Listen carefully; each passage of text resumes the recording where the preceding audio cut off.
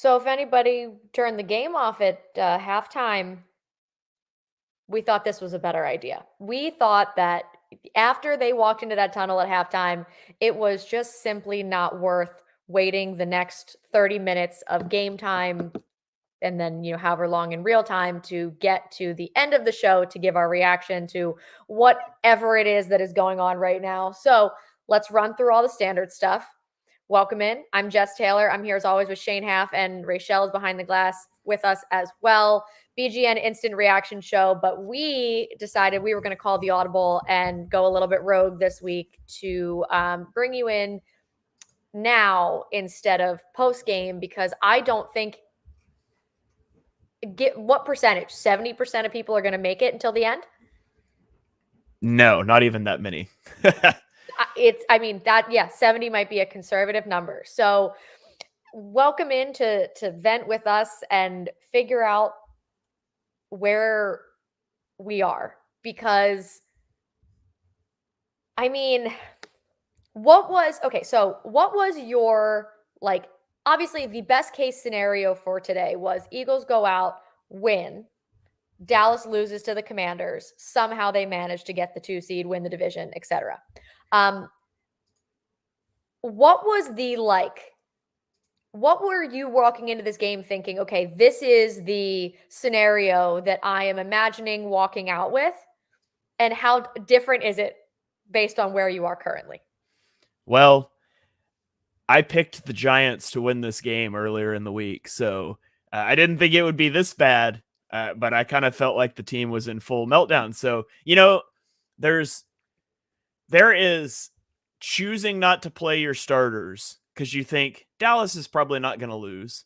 MetLife is terrible. So, we're just going to take the 5 seed, take a bye week, hit the playoffs healthy. You could do that. There is choosing to play your starters, and then A.J. Brown gets injured, and you're like, oh, no, let's get him out of here. Then there is your quarterback dislocating his finger, putting him back into the game, and subsequently pulling him, not because you're afraid guys might get hurt, but because you're getting beat so bad by the 5-11 New York Giants that you can't fathom coming back. And that's where this playoff team, is at right now, that they are losing so badly to one of the worst teams in the NFL that they not only couldn't fathom coming back, they pulled their starters, they brought in the backups, and on the first play, said backup throws an interception because it was the most predictable play call in the world, because if we go empty, we're throwing a quarterback screen or running the football with our quarterback. I'm just glad that the Eagles are so dedicated to being unpredictable on defense that they have a first-round edge rusher running 30 yards downfield in coverage, because they're not committed to being unpredictable on offense at all. So I think that's pretty much the whole gauntlet of where I'm at with this game. I'm kind of with you. I didn't think they would lose. And I certainly didn't think it would be this epic of a collapse.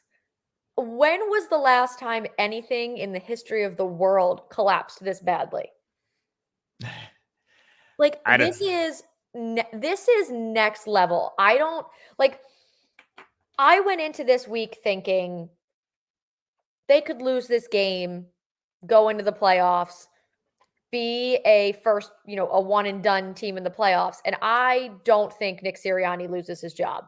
There were several reports that came out from Adam Schefter and other guys this week saying, Nick Sirianni's job is not in jeopardy. He's not in the hot seat in any capacity. How much does that first 2 quarters change that? I think it's got to change it quite a bit. Well, let me rephrase that. I don't know that it changes it, because you shouldn't be pinning it onto half of a game, but it should be pretty revealing as to what should have already been happening behind the scenes, in my opinion. And especially when you look at it in the sense of, obviously you already mentioned A.J. Brown gets hurt, Jalen Hurts, dislocates his finger or whatever. You go into the game without Devontae Smith. You hear earlier today that DeAndre Swift isn't playing due to an illness, and then A.J. Brown goes down. So you are out here with Kenny Gainwell, Boston Scott, Rashad Penny, who is active today for the first time since week 4. maybe when there was the random. No. Remember, they made him active last week to give him 0 snaps so they could deactivate Bradley Roby in Oh Avonte yes, Maddox's first game back. You forgot that one. yes. Excuse me, I forgot that Rashad Penny was the beneficiary of that Bradley Roby inactivity. That's my mistake. Didn't play, mind you, Yeah, so I could see how you forgot. yeah, it doesn't didn't really make a difference, but so that's what you're looking at from a running back perspective, and then you're working with Julio Jones, Olamide Zaccheaus, and Quez Watkins as your wide receivers, and you see what this offense looks like without AJ Brown and Devontae Smith and DeAndre Swift, obviously as well. I mean, everything you need to know about this game today is the Eagles scored 0 points in the first half. They had 0 yards in the second quarter, and their best player of the day was Kenny Gainwell. Kenny Gainwell in the first quarter had 5 carries for 53 yards. That's 10.6 yards per carry. In the second quarter, now that AJ Brown's out, so we've got no receivers, he did not have a touch until the final drive when he got an 11-yard carry. But prior to that final drive, the Eagles ran 14 plays for -3 yards with 2 interceptions as the Giants pushed a 3-point lead to a 24-point lead, and Gainwell never touched the ball. I mean, this comment is so accurate. Like, I mean, just the back half. This has been the worst case scenario. This is beyond worst case scenario. Like, this is you want to and it's only because the collapse has been so bad. If this was just a week 18 game and they had already locked up their playoff spot and done everything they needed to do the last 5 weeks or so, they get down 24-0 to the Giants because they're not really trying, and they pull everybody. You're like, whatever, I'll turn the game off at halftime and I'll pour myself a drink and have a lovely little evening and probably watch the Golden Globes instead of Sunday Night Football because nothing really matters and you're going to get ready for your playoff game. This is, I mean, how are we supposed to turn this around and go to play an away playoff game this week? Like, I don't know where I go from here as a 28-year-old fan sitting in my basement. Where do the players and I don't even have words. How do we turn around from here? How collectively? Oh, God. I don't think you do, Jess. I'm over here. I'm actually doing a mock draft right now on my other monitor while we're recording this show. I think that's how you turn it around. Oh my God. How did we get here? They were 10-1 and we knew. And here's the thing, right? Like, we were all sitting here and we had this conversation. It was very, a lot of foreshadowing in some of our conversations that we had on this show talking about they were 10-1 and we were still miserable. We were still angry. We were still, there was a certain level where we were like, yeah, okay, we yelled and screamed, but at the end of the day, they're 10-1. We've got to just pack it up and hope they keep winning, right? And then it was like, they didn't have this identity, the whole thing. And we said several times, yeah, new coordinators, some turnover on player personnel, et cetera, still trying to find their identity. But if the more weeks we kept saying that, it's like, okay, but how long do we give them this? Oh, they're, new coordinators, didn't play in preseason, yada, yada, yada. How long do we do this until we're like, shit, this is actually a problem and an issue? And, November 26th, they're, coming off a phenomenal overtime win against the Buffalo Bills. They look fine. You're excited. You're like, all right, we can limp to the end of the season here. And they have just melted down. And this is true. 11-6 was a reasonable prediction for the season. You told us in September they're going to be 11-6 and heading into the playoffs. You're like, okay, this has been I don't even want to say this out loud, but like, I feel like there's a part of people that almost wish they were 6-11 and not even going into the playoffs because is it more painful? Is not making the playoffs less painful than what we might see next week? Well, I mean, we do have to point out that the team the Eagles are about to play next week, the Buccaneers, struggled to beat the 2 and whatever Carolina Panthers. They beat them 9-0 today. So it could be a real barn burner in Tampa next weekend. You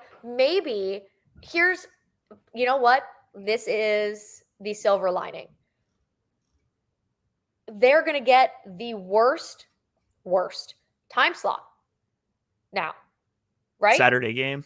Saturday, first game, has Probably. to be, right? Great. Sign me up.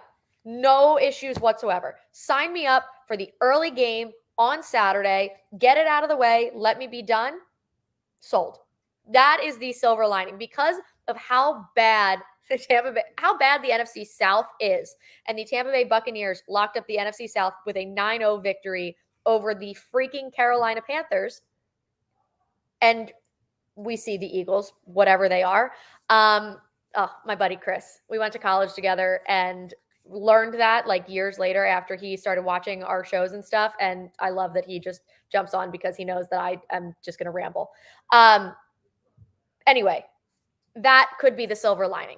This mess, Buccaneers, give them the worst slot, but it's actually the most beneficial slot for us as human beings because no one wants to stay up late and watch a game and possibly be upset. So that actually might work out nicely. Yeah.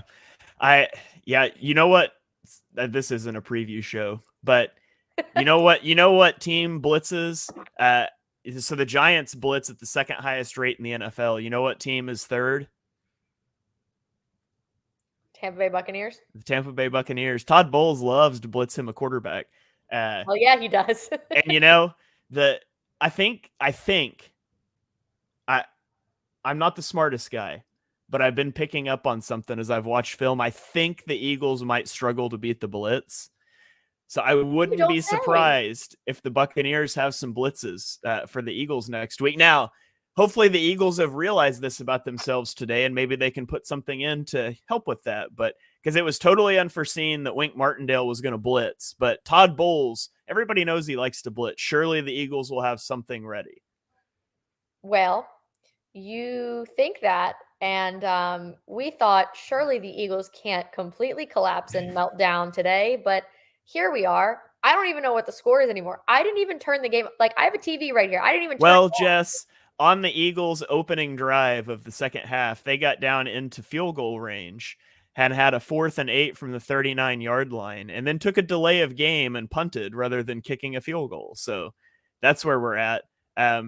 Didn't even after the delay of game, it would have been a 60-yard field goal, and surely Jake Elliott has never hit a 60-yard field goal. Surely not against the Giants before. I mean, at least give my guy Jake Elliott a chance to pad some stats up here. No, I don't even want Jake Elliott to set foot on that MetLife turf. Don't even let him go out. Protect him at all costs. All costs. They score a touchdown, they better go for 2-point conversion. I don't want to see Jake Elliott walk out onto that field. I don't even care. Wait. But he's got to do the kickoff after a touchdown. You know what? Don't even score. Stay 0 points. I think they might be able to do that. They might be able to pull that off. Yeah. Who's their emergency kicker? I don't even care. Let Nick Sirianni go out and kick. I don't care. Anybody. Jess says, put Nick Sirianni on the MetLife turf. That's not what I meant, but kind of.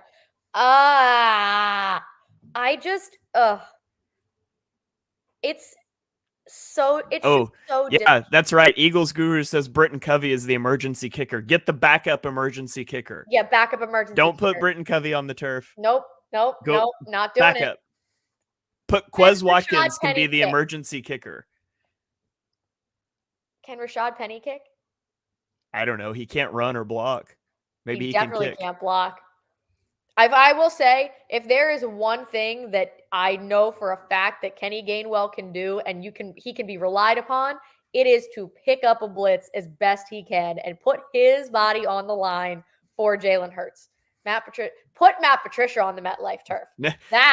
Matt Patricia was the backup emergency defensive coordinator, and we all saw how that worked out.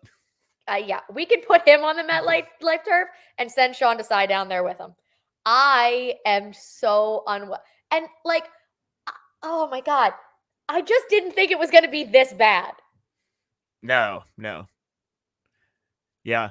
I said, I usually live tweet the games. And I said after halftime that I'm not going to live tweet anymore. I'm moving this week. I closed on a house on Friday, and congratulations. Thank you. And we're good news on the podcast. We're a good, smiles Something happy. and so we're moving on Thursday. So I'm going to use the second half after we wrap the show here to go box some stuff up. Excellent. And I hope that that's not only useful for getting me moved on time, but is also a metaphor for what the majority of this coaching staff will be doing 8 days from now. So that's just as I pack things, I'm just because I hate packing. Oh, the As worst. I pack things, I'm just going to envision, okay, this isn't my office that I'm boxing up. This is Nick Sirianni's office that I'm boxing up. And then I'm going to go into the bathroom and be like, you know what? This isn't my bathroom. I'm just going to pretend that this is Matt Patricia's office that I'm boxing up. And I think it'll really help me out. So but this is probably just a for me thing. But if there's anybody else out there listening and you're moving this week, try that. I think it's a productivity hack that will really help us out. I think this will be the most efficient and fastest pack job you will ever accomplish in your life. Yeah. Actually, now that I think about it, this might be a bad tip because I might just start throwing things in trash bags and breaking things, and that's not the goal. That's not what we're going for. So I'll strike a fine line there. No, yeah, don't do that. But you know, no, and it's so bad because my best friend, she is married to a Giants fan, and they have been together for 9 years now, and they started dating in 2014 to almost 10 years. So it's almost 10 years. And in the last 10 years, if you recall how the majority of these Eagles Giants matchups have gone, it has been I have relentlessly tormented this man for the last 10 years. Completely, totally. And so every time he would come and we would go to an Eagles Giants game from across the stadium, I would just text him a middle finger emoji for each touchdown that the Eagles scored. And so we have a large group text, and he was with it's him and then all the Eagles fans. We get a my oh my, this group's awfully quiet today. How's everyone doing on this fine Sunday afternoon? Wanted to make sure no one lost service in this area code. I will say that if there is one thing about today, I think I almost appreciate that he gets to return the favor a little bit because it has been relentless for him for the last 10 years. So silver lining, my friend gets to feel good for a couple days.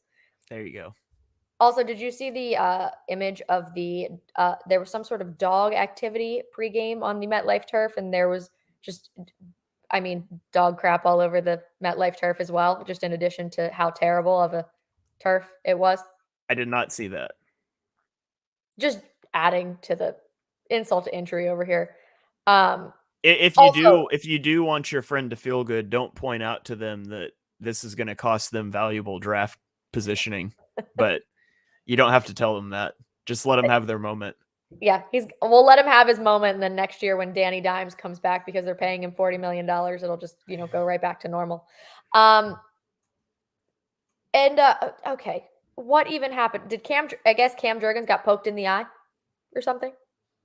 He's out. Right. He's not coming back to the game. Reed Blankenship with his groin injury caused by James Bradberry. He's also out. Wasn't that like the defense finally gets a turnover and the guy that intercepted the pass, and I saw it. Like I saw his leg get pinned by Bradberry's as he made the interception the first time. I was like, oh no, but the camera panned away. And then I was like, okay, maybe he's fine. And then it came back. It's like, nope, he's laying there. Definitely got his foot caught. I mean, the good news is they don't think AJ tore his ACL. That is good news. That's good news on today. Hopefully Reed's fine. Can Cam Jurgens play with an eye patch? Probably. You don't need depth perception as an offensive lineman. It's not like you're catching passes. You just need to be there. Yeah.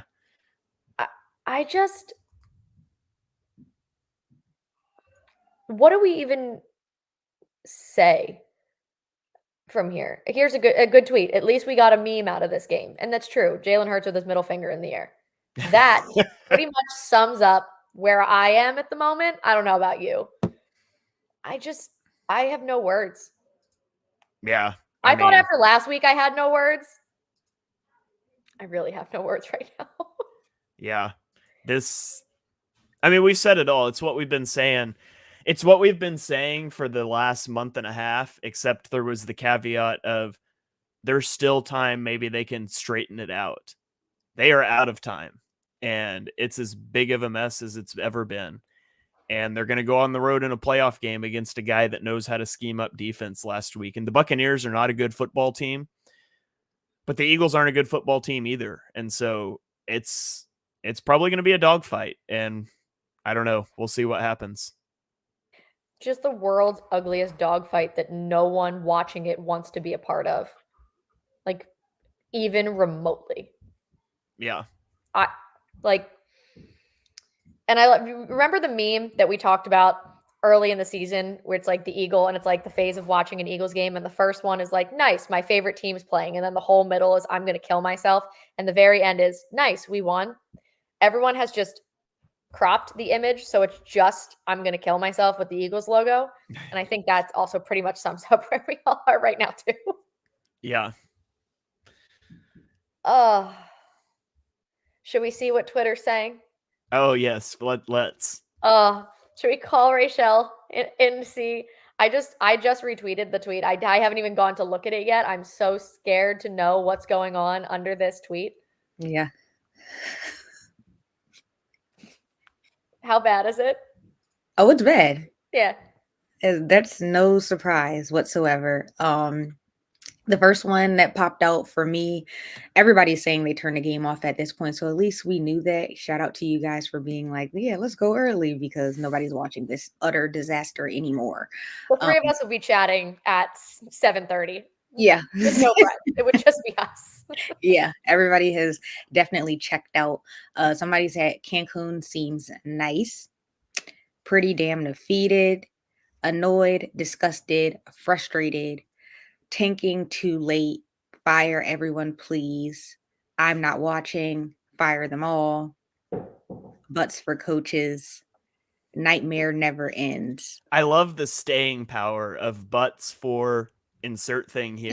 Yeah. Like, there are multiple butts for coaches. Yes. That goes so I remember the first time that came up on a post-game show back when Kiston Solak did him, and we had butts for hands for what was his Nigel Bradham dropped like 2 interceptions against the Panthers. Like, I remember that. Yes. I tweeted that as 3 words like several times throughout the next season or two. Never thought I would actually be on a BGN post-game show where people are still carrying that on in the comments. I love it. Yes. Okay. We just got to feel scored. 24-3. Comeback is on. You guys turn the game back on. No shot. There's no shot. I have never turned off an Eagles game in my life. I have never turned off and walked away from an Eagles game until today. This is the first time I was like, I'm out. Yeah, I mean, what is there to see? I don't want to watch it. Marcus Mariota? No, thank you. No, thanks. No, yeah. I'd rather not. Somebody said turned on Netflix. I did tweet that right. one of my New Year's resolutions was self-care, and this falls right under that category. Turning the Eagles off in this situation falls under that. So I'm really just sticking to my New Year's resolution. Yeah. That's really can't let them stress you out, you know? They're gonna give I had like 2 pimples pop up last week, and I'm inclined to blame the Philadelphia Eagles for that. Yeah. Would love to not do that again this week. I had the flu last week, and I'm gonna blame that on the Eagles too. You should. Just yeah. You should. I'm pretty sure I got it watching the game. Now, I got it from my wife who was watching it on the couch next to me, not at the game, but it's the Eagles' fault. Yeah, definitely. 100% the Eagles' fault. My personal favorite under this tweet, the 3 words, is Bucks by 30. I saw that one too. I know we talked about like in the past, and I think you guys have actually talked about this on your individual shows that you guys do for the week. Nick Sirianni and whether or not he should be fired. And so of course a lot of people are in the comments talking about, you know, how he's definitely on the hot seat. Do you guys think that it's going to happen? I mean, do you think it will realistically happen? And at this point of where we're at, is he deserving? Like, should he be fired? I would have said before this game that no, he won't be fired. Yeah. We'll see what happens next weekend. If they go out next weekend and it's as embarrassing as this, I think it's a very real possibility. I I don't think it ends up happening, but check in with me after next week. But yeah, I'm done. Like you cannot come into a game against a team is just going to blitz you and still have zero answers. Like this is it's a systematic failure from the top down, and the Eagles cannot allow Nick Sirianni to scapegoat Brian Johnson. This is Nick Sirianni's offense. The issue starts with Nick Sirianni. The issues defensively start with Nick Sirianni's over reliance on not giving up big plays. It's Howie's roster. I mean, throw a dart, you hit somebody who it's their fault. But I think that you almost just need to burn it down and start over. What I said last week was, or leading up to this game was, the only reason that I see him gone is if Devontae Smith, AJ Brown, and Jalen Hurts all walk into Howie Roseman / Jeffrey Lurie's office and say, I'm done with his flower root growing, watering the plant BS. I've had enough. I don't want to listen to it anymore. I'm done. If those three guys, or any combination of those three guys, and whatever of these, we always talk about how the Jason Kelce, the Lane Johnson, the Fletcher Cox, the Brandon Graham, we don't know how many of those four are going to be done and call it after this year, but any of those that are planning on returning that this organization really values, any of them as well, come in and say, I'm done, get rid of them, or I'm really out. You have a chance to keep me and I'll stay around, or stick it out for another year with someone new, possibly, anything like that. That was where kind of my thought was, that's when he would be gone.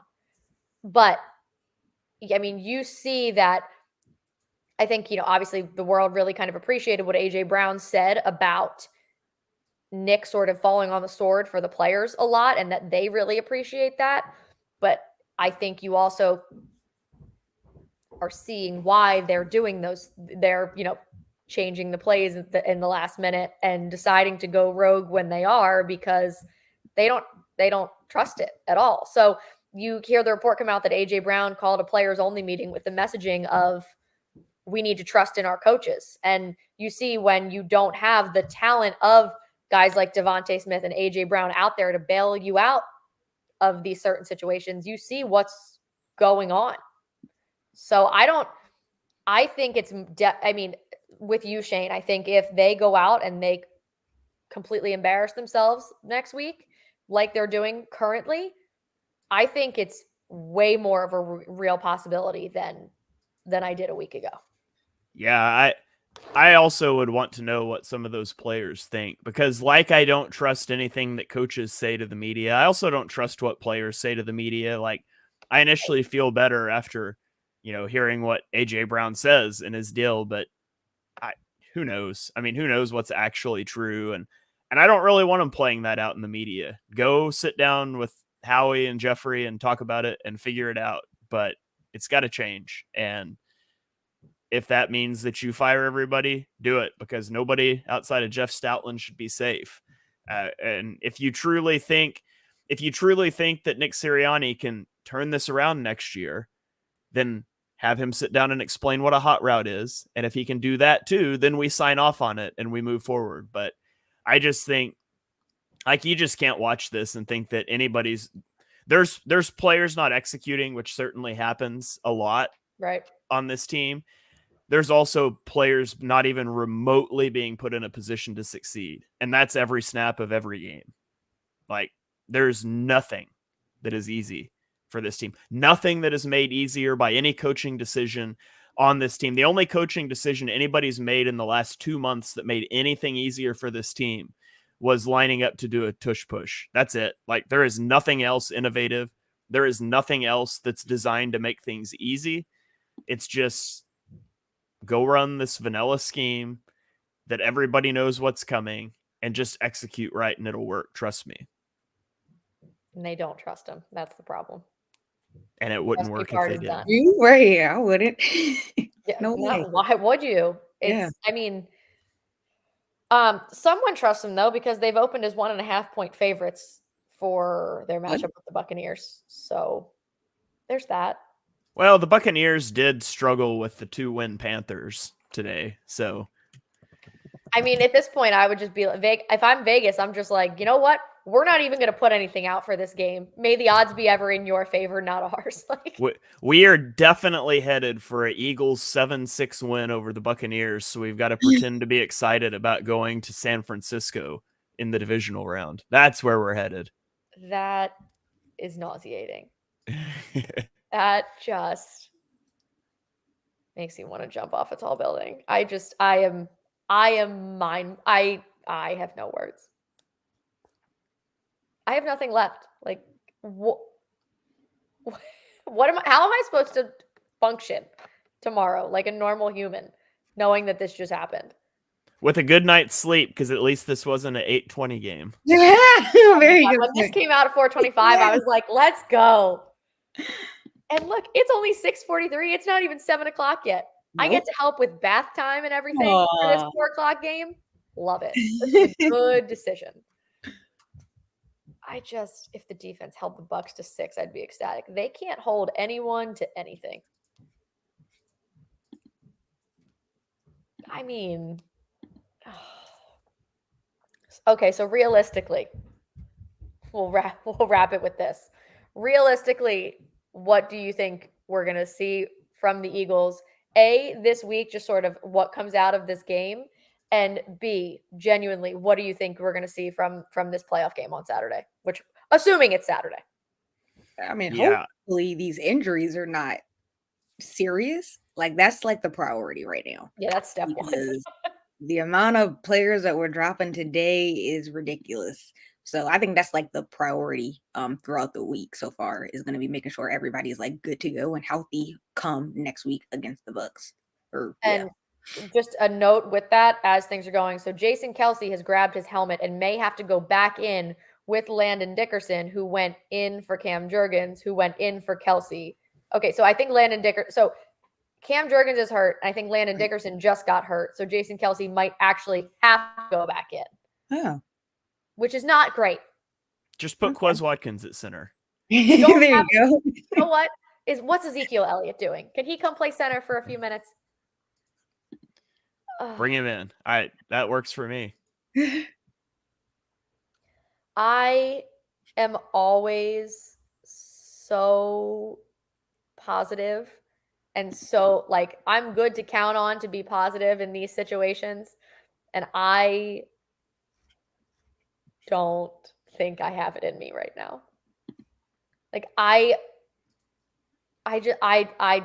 think they're gonna get embarrassed on Saturday. Like I don't see any way this team just like pulls it together. How do you don't pull it together from here?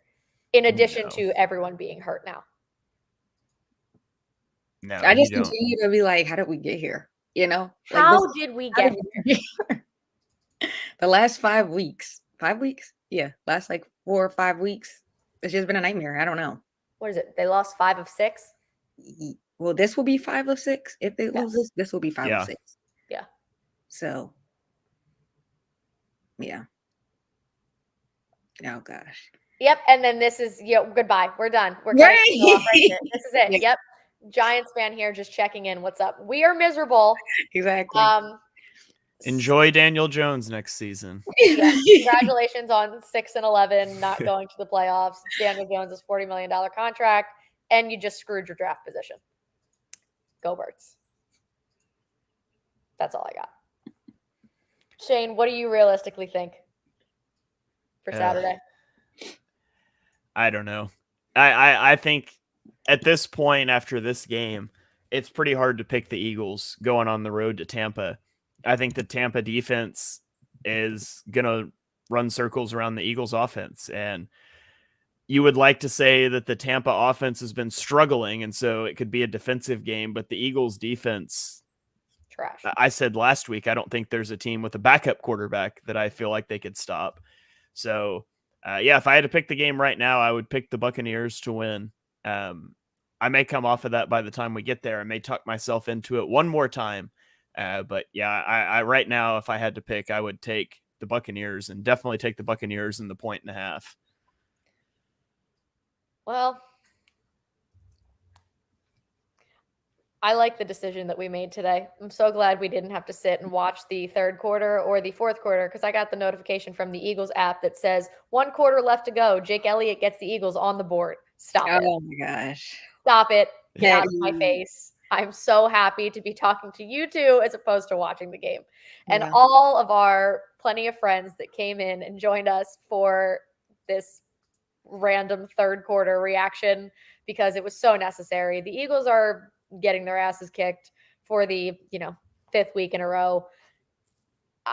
They have a playoff game on Saturday, unfortunately, but I mean, thank you to everyone for joining us early. I'm so glad that we made this decision. Really glad that we had everybody here to vent with us. It really therapeutic as always to try to get this out of our system. But make sure you're paying attention to everything happening on BGN this week. There's going to be plenty coming out for you to comb through, written as well as on the podcast. So make sure you're subscribed everywhere. Leave a 5-star rating, written review. Thank you for joining us for the BGN Instant Reaction Show. As always, we will be back next week whenever it is that the Eagles play. Again, fingers crossed for the early game because obvious reasons.